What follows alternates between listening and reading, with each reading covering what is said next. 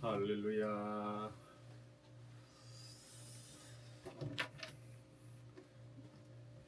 지금부터 경희대학교 글로벌 교회 2026년 5월 31일 예배를 시작하겠습니다. 찬송가 1장으로 하나님께 영광 올리겠습니다.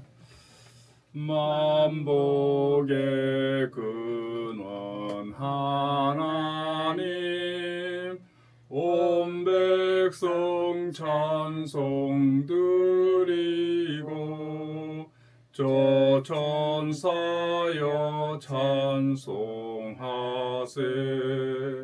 찬송 성부 성자 성령 아멘. 사도신경으로 신앙 고백 드리겠습니다. 전능하사 천지를 만드신 하나님 아버지를 내가 믿사오며 그의 아들 우리 주 예수 그리스도를 믿사오니 이는 성령으로 잉태하사 동정녀 마리아에게 나시고 본디오 빌라도에게 고난을 받으사 십자가에 못 박혀 죽으시고 장사한 지 사흘 만에 죽은 자 가운데서 다시 살아나시며 하늘에 오르사 전능하신 하나님 우편에 앉아 계시다가 저리로서 산자와 죽은 자를 심판하러 오시리라. 성령을 믿사오며 거룩한 공예와 성도가 서로 교통하는 것과 죄를 사하여 주시는 것과 몸이 다시 사는 것과 영원히 사는 것을 믿사옵나이다. 아멘. 우리 김재령 목사님 기도해 주시겠습니다. 사랑의 하나님 아버지 감사합니다. 저희들이 오늘 이렇게 좋은 날 예배 드릴 수 있도록 도와주심을 감사합니다. 하나님 믿음 안에서 서로 사랑하고 기뻐하는 삶이 되게 도와주세요. 이제 5월의 마지막 주일을 잘 보내고 6월부터는 우리들의 삶이 말씀 안에서 기도로 다 이루어지게 도와주시옵소서. 아멘. 하나님 아버지 우리 사랑하는 목사님 이제 6월에 하나님 아버지 북극 여행을 하나님 아버지 갔다 올 건데 창조 세계를 잘 보고 와서 복음으로 하나님 아버지 설교할 수 있도록 주여 도와주시옵소서. 우리가 하나님 아버지 그 설교 말씀을 듣고 말씀대로 이 땅을 잘 살 수 있도록 도와주시옵시고 지금 이 순간도 아프고 힘들고 어려운 사람들 다 주님 앞에 기도할 때 그 병이 다 나을 수 있도록 아버지 도와주시옵시고 오늘 말씀하시는 우리 목사님 건강을 지켜주시옵시고 주 예수 그리스도의 이름으로 간절히 기도드리옵나이다. 아멘. 찬송가 559장 찬송가 559장 드리겠습니다.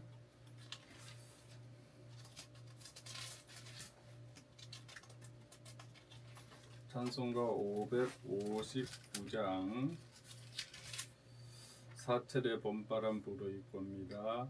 사철의 봄바람 불어입고 하나님 아버지 모셨으니 믿음의 반석도 든든하다. 우리 집 즐거운 동산이라.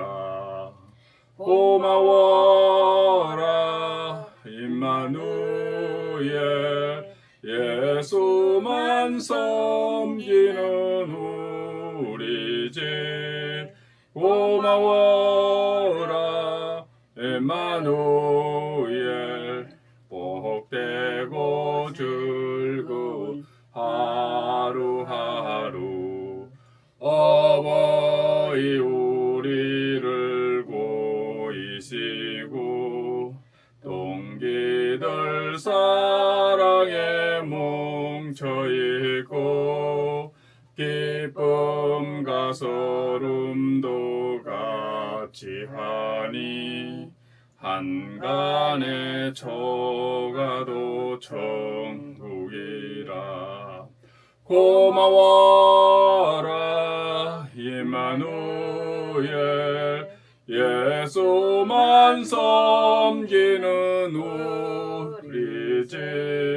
고마워라 임마누엘 복되고 즐거운 하루하루 아침과 저녁에 수고하여 다 같이 일하는 온 식구가 한 상에 둘러서 먹고 마셔 여기가 우리의 낙원이라.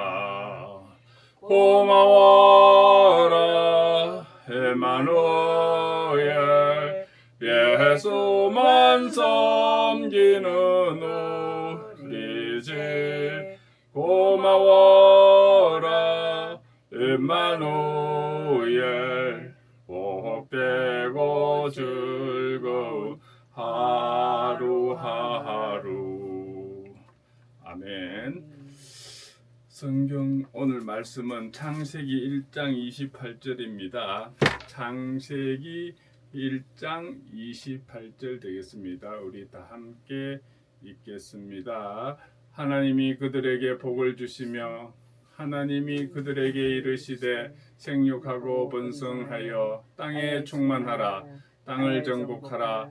바다의 물고기와 하늘의 새와 땅에 움직이는 모든 생물을 다스리라 하시니라.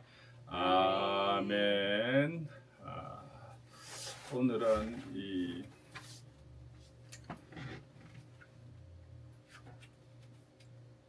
창세기 1장 28절 말씀을 가지고 저출산 고령화 시대를 살아가는 신앙인의 책임과 사명에 대해서 함께 은혜를 나누고자 합니다.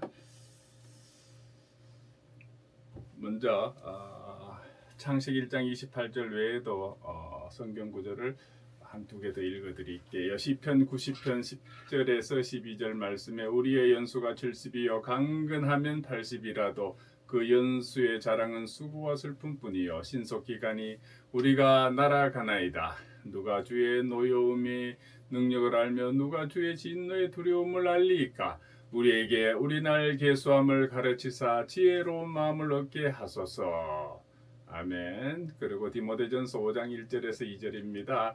늙은이를 꾸짖지 말고 권하되 아버지에게 하듯 하며 젊은이에게는 형제에게 하듯 하고 늙은 여자에게는 어머니에게 하듯 하며 젊은 여자에게는 온전히 깨끗함과 자매에게 하듯 하라. 아멘. 그리고 창세기 1장 28절은 이제 조금 전에 읽었죠. 하나님이 그들에게 복을 주시며 하나님이 그들에게 이르시되 생육하고 번성하여 땅에 충만하라. 땅을 정복하라. 바다의 물고기와 하늘의 새와 땅에 움직이는 모든 생물을 다스리라 하시니라. 오늘날 우리 나라는 특별히 세계에서 놀랄 정도의 저출산과 급격한 고령화 시대를 살아가고 있습니다. 아이의 울음소리가 줄어들고 학교가 폐교되면서 또 지방은 소멸 위기를 겪고 있습니다. 서울에서도 초등학교도 문을 닫은 데가 있고 중학교도 문을 닫은 데가 있습니다. 반면 이 노인 인구는 급속도로 증가하면서 사회적 부담과 세대 갈등도 커지고 있습니다. 그러나 우리 신앙인은 단순히 사회 현상을 통계로만 바라보지 않습니다. 우리 믿는 사람들은 하나님 앞에서 이 시대를 해석해야 합니다. 왜 이런 시대가 되었는지, 교회는 어떤 책임을 져야 하는지, 우리 믿는 사람들은 어떻게 살아가야 하는지에 대해서 오늘 우리는 성경을 통해서 이 저출산과 고령화 시대 속에서 신앙인의 자세를 한번 묵상해 보고자 합니다. 우리 인간의 생명은 하나님의 축복입니다. 창세기에서 하나님은 인간을 창조하시고 이렇게 말씀하셨습니다. 창세기 1장 28절 오늘 말씀이죠. 생육하고 번성하여 땅에 충만하라고 했습니다. 생명은 우연이 아닙니다. 생명은 하나님께서 주신 선물인 것입니다. 성경은 자녀를 축복으로 표현합니다. 시편 127편 3절에요. 자식은 여호와의 주신 기업이요 오늘날 세상은 자녀를 부담으로 생각합니다. 왜 부담입니까? 일단은 키우기가 힘들죠. 시간도 들고 돈도 많이 들죠. 경제적 부담이 있죠. 또 교육비가 아주 비싸죠. 요즘 학원들 뭐 영어 학원도 그렇게 많고 뭐 유치원 뭐 이렇게 그런데 그 교육 부담 또 애를 보려면은 경력 단절이 또 되죠. 그죠? 또 요즘 아파트 주거비가 얼마나 부담이 됩니까? 그런 것들로 인해서 결혼과 출산을 기피합니다. 그러나 성경은 생명을 소비의 대상으로 보지 않습니다. 생명은 하나님 나라의 미래인 것입니다. 소비의 대상이 아니에요. 생명은 우리 하나님 나라의 미래인 것입니다. 교회는 다시 이 생명의 가치 회복 운동을 해야 합니다. 또 결혼도 축복해야 됩니다. 결혼을 축복해야 합니다. 가정을 귀하게 여겨야 합니다. 자녀들 하나님의 선물로 가르쳐야 합니다. 다음 세대를 위한 그 책임을 우리가 회복해야 되겠습니다. 물질주의가 출산을 두렵게 만들었지요. 현대사회는 성공과 돈을 최고의 가치처럼 말합니다. 돈이 있어야 결혼도 한다 그러죠. 또 집이 있어야 아이를 낳는다 그러죠. 완벽한 조건이 되어야 가정을 이룬다고 말합니다. 이 완벽한 조건은 언제 다 갖춥니까? 나이 40, 50대야 갖출 수 있죠. 집 제대로 장만하고 하려면 그죠? 그러니까 결혼을 못하는 거죠. 그러나 성경은 말합니다. 마태복음 6장 24절에요. 너희가 하나님과 재물을 겸하여 섬기지 못하느니라. 하나님과 재물을 겸하여 섬기지 못한다고 했어요. 그 물질주의는 사람을 계산적으로 만듭니다.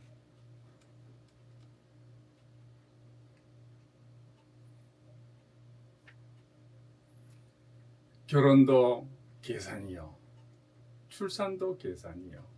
노부모 봉양도 계산하게 됩니다. 주산하를 튕기게 되죠. 그 결과 사랑보다는 효율을, 헌신보다는 개인 행복을, 공동체보다는 자기 만족이 우선시되는 그런 시대가 되었습니다. 우리 신앙인은요, 세상의 가치관에 휩쓸려서는 안 됩니다. 우리는 하나님이 책임지신다는 그 믿음을 회복해야 합니다. 이 고령화 시대는요, 저주만이 아니라 사명일 수가 있습니다. 사람들은 이 고령화를 위기로만 봅니다. 물론 현실이 녹록치 않죠. 현실적 어려움이 큽니다. 어떤 문제들이 있습니까? 노인들 연금 문제, 우리나라가 뭐 충분하게 연금을 할지를 못하고 있죠. 그리고 이 나이가 들면 아픈 데가 많아져요. 그럼 의료비가 증가하게 되죠. 그리고 연세 드신 분들은 일하기가 쉽지 않습니다. 노동력이 감소됩니다. 그리고 노인들과 젊은이들, 어린이들 이 사이에 세대 갈등이 있죠. 그리고 이 노인들은 외로움과 고독사 등의 문제가 있습니다. 그러나 성경은 이 노년을 단순히 쇠퇴로만 보지를 않습니다. 잠언 16장 31절에는요. 백발은 영화의 면류관이라. 백발은 영화의 면류관이라 라고 하고 있습니다. 바로 노년은 축복받은 인생의 결실이 될 수가 있습니다.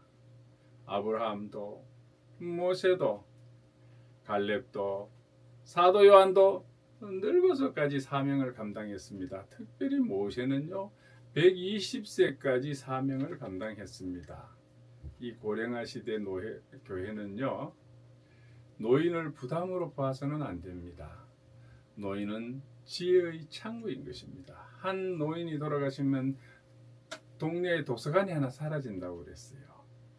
바로 노인은 신앙의 유산입니다. 다음 세대의 영적 멘토인 것입니다. 그래서 교회는 세대를 통합하는 공동체가 되어야 합니다. 오늘날 교회 안에도 이 세대 갈등이 존재합니다.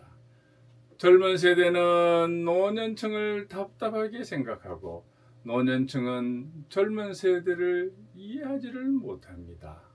그러나 교회는 세상의 공동체와는 달라야 하는 거죠. 사도 바울은 디모데에게 이렇게 말합니다. 디모데전서 5장 1절에 보면요, 늙은이를 꾸짖지 말고 권하되 아버지에게 하듯 하라. 아버지에게 하듯 하라. 입니다. 바로 우리 교회는 영적 가족인 것입니다. 그래서 우리 사랑의 교회 영가족 그러던데, 이 우리 교회는 영가족이에요. 영적 가족. 노인은 부모처럼 존중받아야 하고 청년은 자녀처럼 사랑받아야 합니다. 진정한 교회는 세대가 함께 예배하고 함께 울고 함께 기도하는 공동체인 것입니다. 외로운 노년을 돌보는 것이 우리 바로 교회의 사명입니다. 현대 사회의 가장 큰 비극 중 하나는 고독인 것입니다. 특별히 이 독거노인 문제는 매우 심각합니다. 누구와도 대화하지 못한 채 하루를 보내고 병들어도 돌봐줄 사람이 없고 외롭게 세상을 떠나는 일이 많아지고 있습니다. 예수님은 약한 자를 돌보라고 하셨습니다. 마태복음 25장 40절에 지극히 작은 자 하나에게 한 것이 곧 내게 한 것이니라 하고 있습니다. 지극히 작은 자 하나에게 한 것이 곧 내게. 우리 주위에 지극히 작은 자 얼마나 많습니까? 길거리에 다니면서 보고요. 그 헐벗고 굶주리고 외로운 사람한테 해준 것이 그게 바로 예수님한테 한 것이라는 것입니다. 교회는 노인 돌봄 사역을 회복해야 합니다. 우리 신방 옛날에 많이 했잖아요. 방문, 신방, 직사 나눔, 말벗 사역, 건강 돌봄, 장례 지원, 노인 예배 등은 단순한 복지가 아닙니다. 복음의 실천입니다. 저 옥수동원의 교회는요, 그 매일 우유와 이 협약을 맺어서 동네 노인들한테 우유를 매일 교회에서 부담해서 배달을 해줘요. 그런데 노인분들이 그걸 매일 하나씩 먹잖아요. 그런데 안 먹고 사이면은 그건 바로 이제 교회에 연락해 주는 거예요. 그래 가서 왜 우유를 안 드셨을까? 그래서 가서 보면은 외로운 노인 혼자 거동이 불편할 수 있죠. 그렇게 하는 것을 전국 운동으로 해서 참 좋은 일을 하는 것을 봤습니다.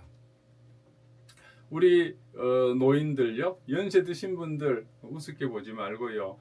연세 들어서 큰 일을 이루신 분들이 참 많습니다. 고령화 시대를 살아가는 우리 성도님들에게 가장 필요한 메시지 가운데 하나는 나이가 들어도 하나님은 여전히 사용하신다는 믿음입니다. 성경과 역사 속에는 늦은 나이에 놀라운 사명을 감당한 사람들이 많이 있습니다. 80세에 인생의 사명을 시작한 모세입니다. 모세는 젊은 시절 애굽 왕궁에서 교육받았지만은 실패해서 광야로 도망갔습니다. 그 후 40년 동안 이름 없는 목자로 살았습니다. 그러나 하나님은 모세가 80살이 되었을 때에 떨기나무 불꽃 가운데 나타나셨습니다. 출애굽기 3장 10절에 이제 내가 너를 바로에게 보내어라고 했습니다. 이제 내가 너를 80이 된 80살이 된 모세를 바로 왕에게 보냅니다. 사람은 80살이 되면은 은퇴라고 생각하지만은 하나님은 80살의 모세를 출애굽의 지도자로 세웠습니다. 그리고 그는 120살까지 사명을 감당했습니다. 이 모세의 교훈은요, 하나님의 시간표에는 늦은 나이가 없다는 것입니다. 또 85살에 산지를 달라고 외친 갈렙이 있습니다. 가나안 정탐꾼 가운데 믿음을 지켰던 갈렙은 85살이 되었을 때에 이렇게 말했습니다. 여호수아서 14장 12절에 이 산지를 지금 내게 주소서. 이 산지를 지금 내게 주소서. 그는 노년에도 도전을 멈추지 않았습니다. 대부분의 사람은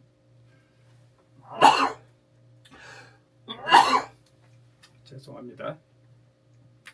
대부분의 사람은 편안함을 원하지만은 갈렙은 험한 산지를 달라고 요청했습니다. 이 갈렙의 교훈은 믿음은 나이를 핑계 삼지 않는다는 것입니다. 또 노년의 요한계시록을 기록한 사도 요한이 있죠. 이 사도 요한은요, 매우 늦은 나이까지 살아남은 제자였습니다. 예수님의 제자였습니다. 그는 핍박 속에서 반모섬에 유배되었지만은 그곳에서 인류 역사상 가장 위대한 예언서 가운데 하나인 요한계시록을 기록했습니다. 노년의 외로움이 하나님의 계시를 받는 시간이 된 것입니다. 이 사도 요한의 교훈은요, 고난과 노년은 끝이 아니라 영적 깊이의 시작일 수 있다는 것입니다. 또 500살이 넘어서 방주 사명을 받은 노아가 있습니다. 노아는 무려 500세 이후에 아들을 낳았습니다. 그 후 하나님께 방주를 만드는 사명을 받았습니다. 사람들은 비웃었지만은 그는 수십 년 동안 묵묵히 방주를 만들었습니다. 결국 그는 인류를 구원의 길로 이끈 믿음의 사람이 되었습니다. 노아의 교훈은 세상이 비웃어도 하나님의 명령에 순종하면은 역사가 바뀐다는 것입니다. 또 65살에 영국을 구한 윈스턴 처칠이 있습니다. 윈스턴 처칠은 젊은 시절 정치적으로 실패를 많이 경험했습니다. 그러나 제2차 세계대전이 일어났을 때에 그는 65살의 나이에 영국 총리가 되었습니다. 그의 유명한 연설은 절망에 빠진 영국 국민을 일으켜 세웠습니다. 우리는 결코 항복하지 않을 것입니다. 우리는 결코 항복하지 않을 것입니다. 이 윈스턴 처칠의 지도력은 세계 역사를 바꾸었습니다. 이 윈스턴 처칠의 교훈은요, 오랜 실패 경험이 오히려 위대한 지도력을 만들 수 있다는 것이었습니다. 또 70살에 대통령이 된 넬슨 만델라가 있습니다. 넬슨 만델라는 인종차별과 맞서 싸우다가 27년 동안 감옥에 갇혀 있었습니다. 대부분의 사람은 인생이 끝났다고 생각하지만은 그는 70살에 남아프리카 공화국의 대통령이 되었습니다. 남아프리카 케이프타운을 가보니까는 그 케이프타운 테이블 마운틴에서 내려본 바다가 보이는데 그 바다에 섬이 하나 있더라. 그 섬이 감옥이에요. 거기 그 감옥에 만델라가 갇혀 있었다는 거예요. 그리고 70살에 흑인 남아프리카 공화국은 흑백 갈등이 심하고 백인들이 지배를 했죠. 그러면서 흑인들 많이 이렇게 힘들게 했죠. 그래갖고 드디어 넬슨 만델라가 대통령이 됐습니다. 백인들 큰일 날 것 같죠. 그렇지 않았습니다.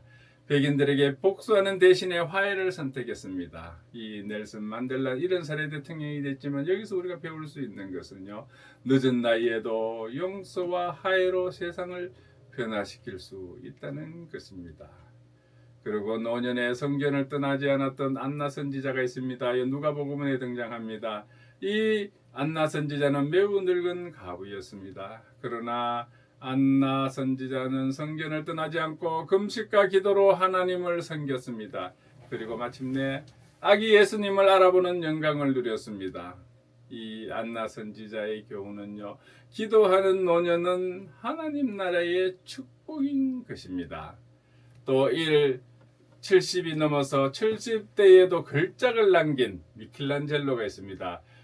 르네상스의 거장 미켈란젤로는요, 70살이 넘은 후에 왕성하게 작품 활동을 했습니다. 미켈란젤로는요, 성 베드로 대성당 도움을 설계하는 데 참여를 했습니다. 노년에도 창조적 열정을 잃지 않았습니다. 이 미켈란젤로의 교훈은요, 하나님이 주신 재능은 나이가 들어도 사라지지 않는다는 것입니다.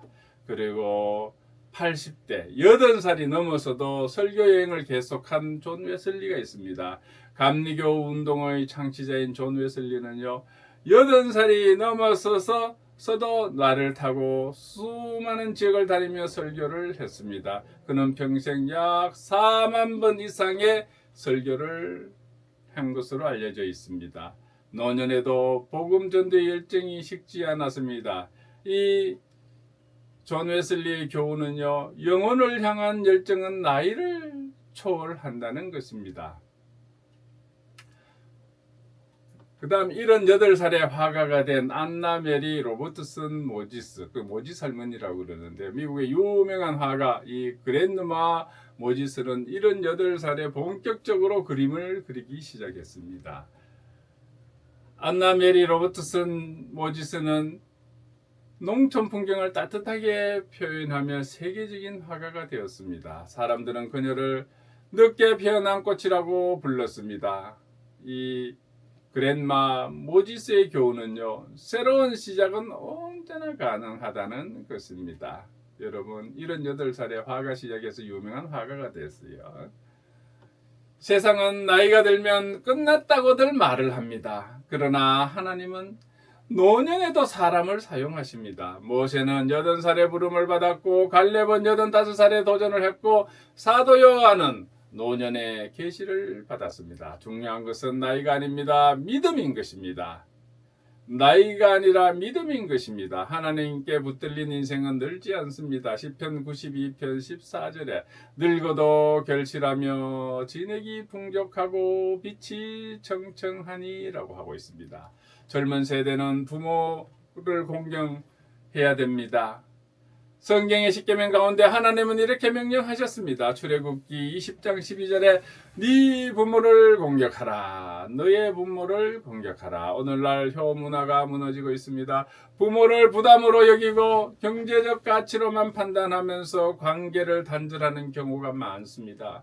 그러나 부모 공경은 하나님이 기뻐하시는 일인 것입니다. 예수님도 십자가 위에서 어머니 마리아를 부탁하셨습니다. 우리 믿는 사람들은요, 부모님을 버려서는 안 됩니다. 부모와 함께 시간을 보내고 존경하면서 감사하면서 함께 기도해야 합니다. 그리고 다음 세대를 위한 책임을 우리가 회복해야 합니다. 저출산 시대의 가장 큰 위기 중 하나는요, 다음 세대의 붕괴인 것입니다. 아이들이 줄어드는 것은 단순한 인구 감소가 아닙니다. 교회의 미래의 감소입니다. 국가 미래의 약화입니다. 문화와 신앙의 단절을 의미하는 것입니다. 교회는 다음 세대를 포기해서는 안 됩니다. 주일학교를 살려야 합니다. 청년 사역을 회복해야 합니다. 신앙교육을 강화해야 합니다. 그리고 가정을 똑바로 세워야 합니다.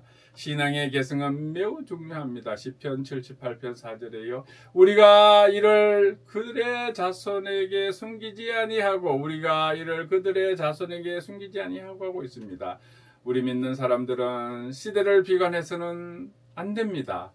많은 사람들이 미래를 두려워합니다. 나라가 망한다. 미래가 없다. 희망이 없다. 그러나 성경은 절망 가운데에서도 소망을 말하고 있습니다.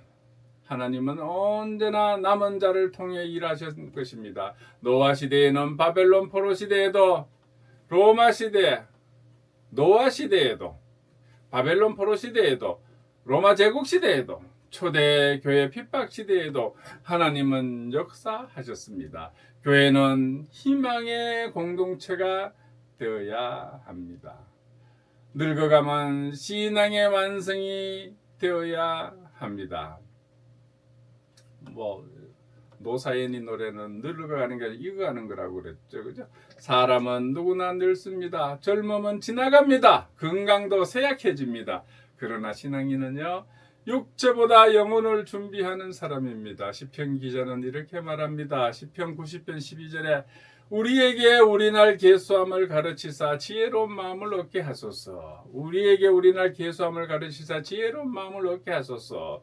늙어간다는 것은 죽음이 가까워지는 것이 아니라 하나님 나라에 가까워지는 과정일 수가 있습니다. 우리 믿는 사람은 노년을 두려워하지 말고 준비해야 합니다. 기도의 사람으로 준비해야 합니다. 말씀의 사람으로 준비해야 됩니다. 감사의 사람으로 준비해야 됩니다. 그리고 용서의 사람으로 마지막을 준비해야 합니다. 우리가 경제적 어려움 속에서도 믿음을 잃지 말아야 하겠습니다. 출산과 고령화는 경제 문제와 연결됩니다. 연금 불안, 노후 빈곤, 청년 실업, 부동산 문제, 세금 부담 증가 등의 이런 상황 속에서 사람들은 미래를 두려워합니다. 그러나 예수님은 말씀하셨습니다. 마태복음 6장 34절에 그러므로 내일 일을 염려하지 말라라고 했습니다. 내일 일을 염려하지 말라. 신앙인은 준비는 하되 두려움의 노예가 되어서는 아니 됩니다. 하나님은 광야에서도 만나를 공급하셨습니다. 미디안 그 출애굽 과정에 먹을 것이 없는데 하얀 것이 떨어지니까는 배는 고픈데 먹어야 되겠죠. 그래서 이거 먹어도 되는 거 맞나? 이거 먹어도 되나? 뭐 먹어도 되는 거 맞나? 먹는 거 맞나? 그러다가 만나가 됐다고 말하는데 그건 우리 한국말로 해서 그렇죠. 교회는 출산과 가정을 축복하는 문화를 만들어야 합니다. 우리 교회는요, 결혼과 출산을 부끄러운 것이 아니라 축복으로 말해야 합니다. 결혼 예배를 축복하고 출산 과정을 격려하며 육아를 공동으로 돕고 청년들에게 희망을 주어야 합니다.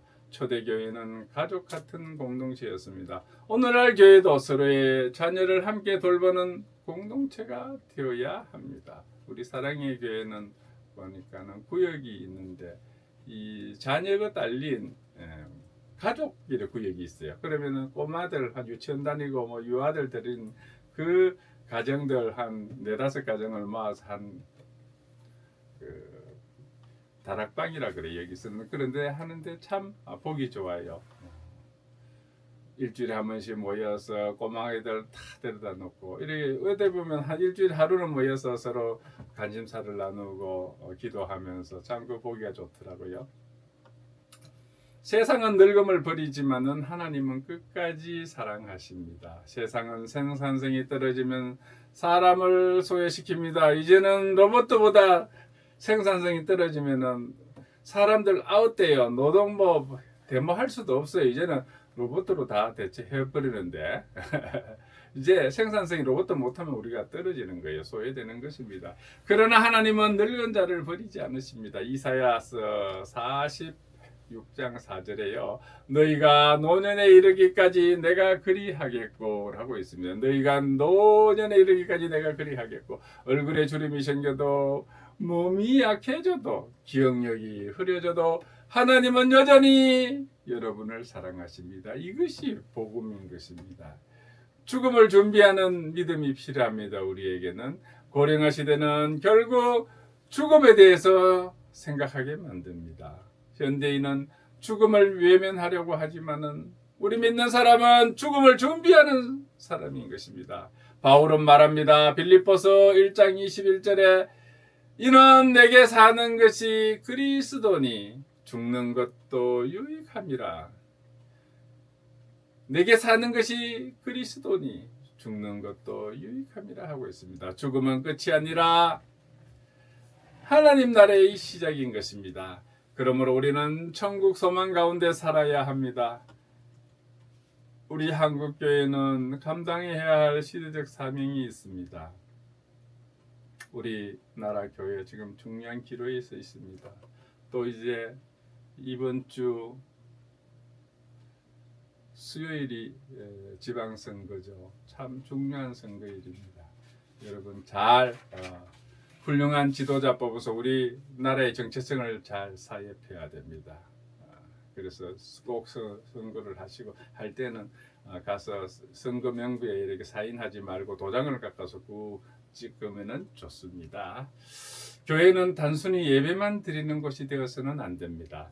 출산 회복 운동, 세대 통합 운동, 노인 돌봄, 가정 회복 운동, 생명 존중 운동을 감당해야 됩니다. 교회가 시대의 아픔을 외면하면은 세상은 더욱 절망하게 되는 것입니다. 그래서 시대를 두려워하지 말고 우리는 사명을 붙들어야 되겠습니다. 여러분, 저출산과 고령화는요 단순한 사회 문제가 아닙니다. 영적 문제이며 신앙의 문제이기도 합니다. 우리는 절망의 사람들이 아닙니다. 하나님은 지금도 역사하십니다. 우리는 이 시대 속에서 어떤 자세를 가져야겠습니까? 생명을 축복으로 여겨야 합니다. 노인분들은 공경해야 합니다. 그리고 우리가 다음 세대들을 책임져야 합니다. 또 그리고 온 세대를 통합해야 합니다. 마지막으로 이사야서 말씀을 우리가 기억합시다. 이사야서 40장 31절 말씀입니다. 오직 여호와를 앙망하는 자는 새 힘을 얻으리니 오직 여호와를 앙망하는 자는 새 힘을 얻으리니. 저출산과 고령화 시대 속에서도 하나님을 바라보는 교회에 다니는 우리는 새 힘을 얻어서 이 시대를 이기게 될 것입니다. 기도하겠습니다. 하나님 아버지, 오늘 예배 말씀을 통해서 한국 사회의 큰 문제인 저출산과 고령화 시대에 있어서 우리 신앙인의 자세에 대해서 많은 깨우침을 주심에 감사를 드립니다. 저출산과 고령화는 단순한 사회 문제가 아니라 우리들의 영적 문제이면서 신앙의 문제이기도 합니다. 하나님은 지금도 역사하십니다. 우리는 이 시대 속에서 생명을 축복으로 여기고 노인을 공경해야 하며 다음 세대를 책임지기를 원합니다. 세대 통합을 이루기를 원합니다. 하나님 안에서 소망을 주시는 예수님의 이름으로 기도드리옵나이다. 아멘. 찬송가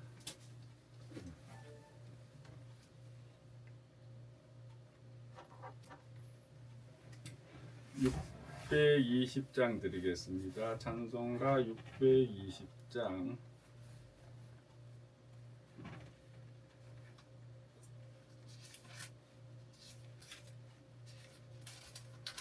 찬송가 620장 드리겠습니다.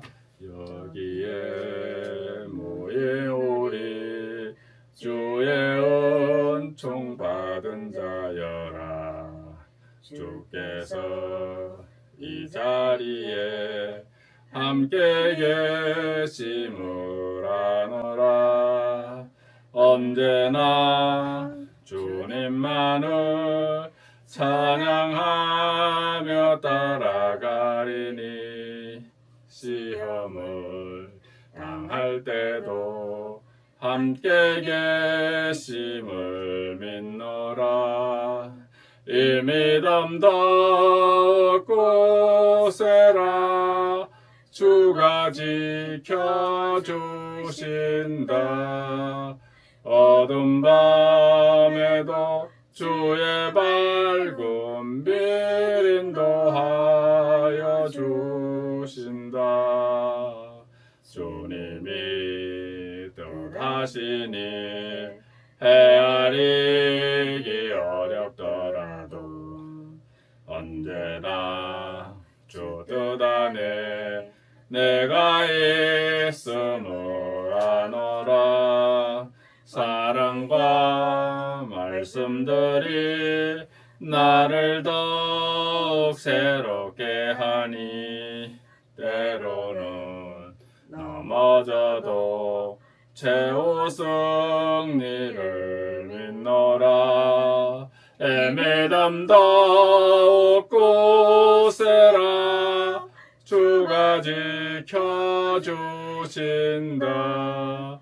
어두운 밤에도 주의 밝은 빛 인도하여 주신다. 여기에 모인 우리 사랑받는 주의 자녀라. 주께서 뜻하신 바 우리 통해 펼치신다.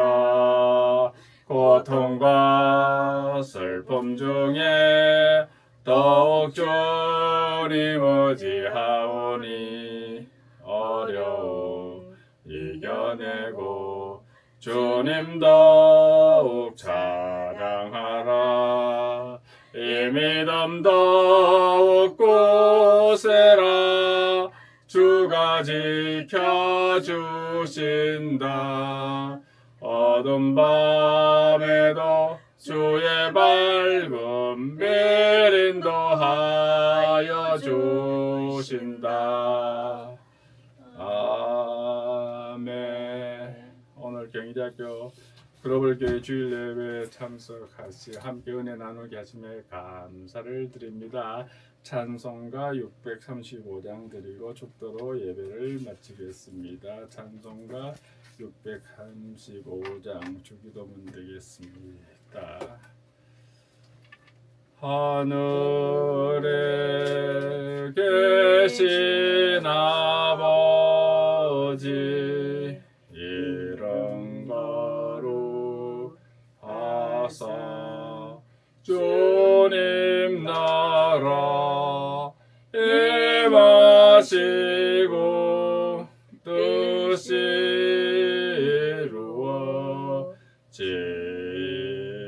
이루어지다. 일용할 양식 주시고 우리들의 큰 죄 다 용서하옵시고 또 시험에 들게 마시고 악에서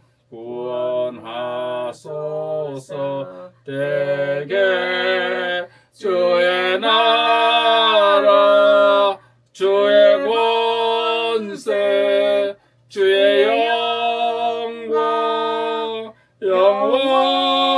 영원히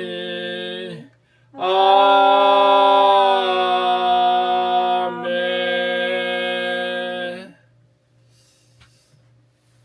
지금은 우리 주 예수 그리스도의 은혜와 하나님 아버지의 극진하신 사랑과 성령님의 감화감동 충만 교통하심의 역사가 오늘 경희대학교 글로벌 교회 주일 예배에 참석하여 저출산 고령화 시대를 살아가는 우리 믿는 사람들의 책임과 사명을 잘 깨달아 사는 게 영광 돌리기로 다짐하고 나아가는 온 하나님의 자녀들 머리 위에 지금부터 영원토록 함께할지어다. 아멘. 하나님께 영광의 박수 올리겠습니다. 감사합니다.